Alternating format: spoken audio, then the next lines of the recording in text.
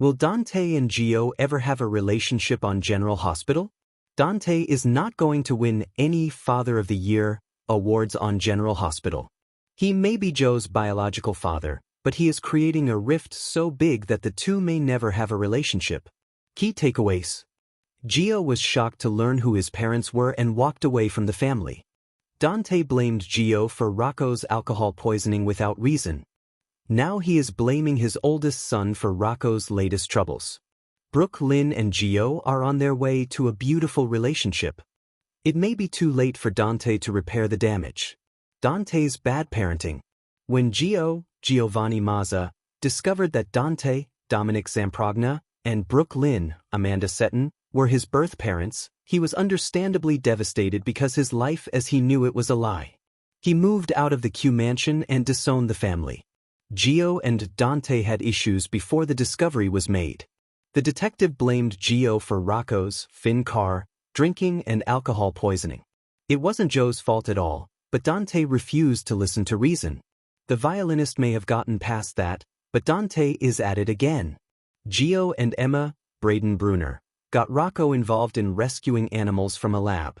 Still, it was Rocco, along with Charlotte, Bluesy Burke, and Danny, Asher Antonison, who decided to break in and, unfortunately, got caught. Once again, Dad is putting all the blame on Gio. He has taken it a step further by refusing to allow Rocco to have contact with his brother. At the rate he is going, he may lose both sons. Thankful for Brooke Lynn. As Dante is running his relationship with his son into the ground, Brooke Lynn is lifting hers. Gio has softened toward his mom. She waited until he was ready to come to her, and he finally did.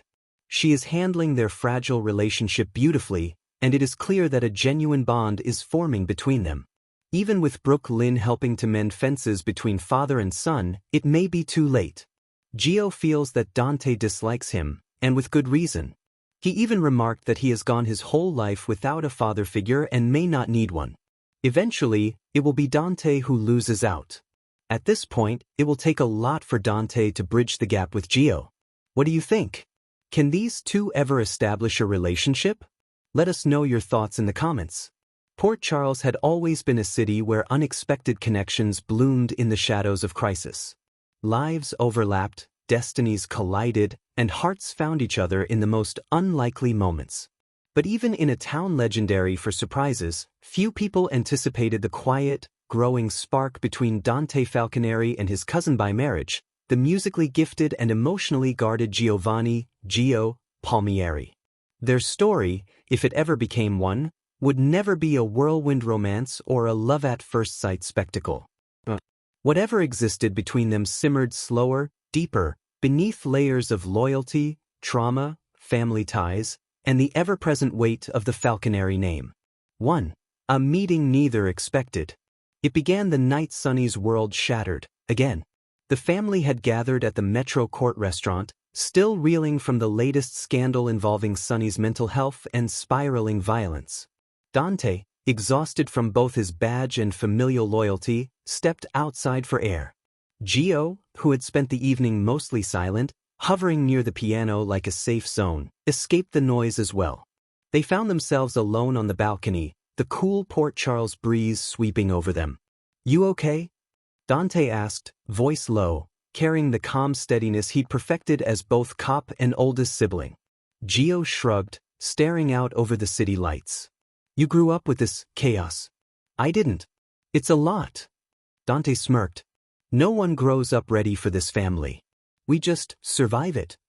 Something softened in Joe's expression. For the first time that night, he looked directly at Dante instead of through him. "You make it look easy." That was the moment, the first spark. Quiet, barely noticeable, but real.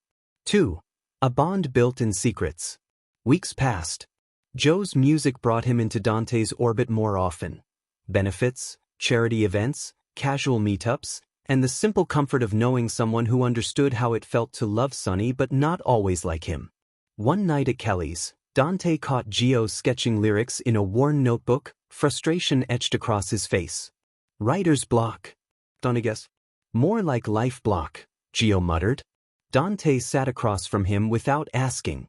"Talk to me." The words spilled out, Joe's fear of disappointing the family, his uncertainty about who he was outside music, his struggle with identity, love, belonging. He never said the word queer, but Dante heard it in the silence between his sentences, in the way Joe's voice faltered around the edges of vulnerability. Dante listened. He didn't judge. He didn't push. And for Gio, that was everything. 3. Lines blur in the quiet moments. Their closeness grew in moments that seemed insignificant to everyone but them. A lingering glance during a family dinner. Dante laughing, really laughing, at Joe's sarcastic jokes. Gio relaxing only when Dante walked into the room. A late-night ride on Dante's motorcycle, wind roaring past them, Joe's arms wrapped tighter than necessary around Dante's waist. For Dante, the confusion began quietly. He wasn't a man prone to emotional uncertainty. He loved hard, he loved loyally, but he loved women. That was the story he'd always lived. But with Gio, he found himself noticing things he shouldn't. The way Joe's eyes softened when he smiled. The warmth of his presence. The calming effect he had. The trust they shared.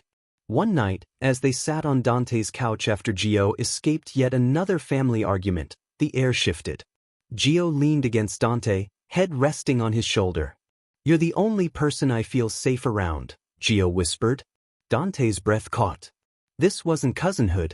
This wasn't casual comfort. This was something else. For the moment that changed everything. It happened not with fireworks but with fear. Gio had been targeted by someone connected to Sonny's latest enemy. Dante, driven by instinct, kicked down a warehouse door and pulled Gio out moments before the fire started. Outside, coughing from smoke, Gio grabbed Dante's shirt with trembling hands. "You came for me?" "Of course I did," Dante said, gripping Joe's face, staring into his wide, terrified eyes. "I will always come for you." And in that suspended heartbeat, something broke open. Gio leaned in, so subtle it could have been a breath, a hesitation, a hope. Dante didn't move. Couldn't. Their foreheads touched, warm, shaking, desperate. He didn't kiss Gio. But he didn't pull away either. 5. The aftermath none of them can escape. In the days that followed, the city healed, but Dante and Gio did not. Dante avoided defining what happened. The moment haunted him, both terrifying and electrifying. He questioned himself in quiet moments, unsure of what it meant, unsure of what he wanted. Gio, meanwhile, struggled with guilt. Dante was family, complicated family. He never intended to fall for him, but emotions were messy, uncontrollable, and deeply inconvenient.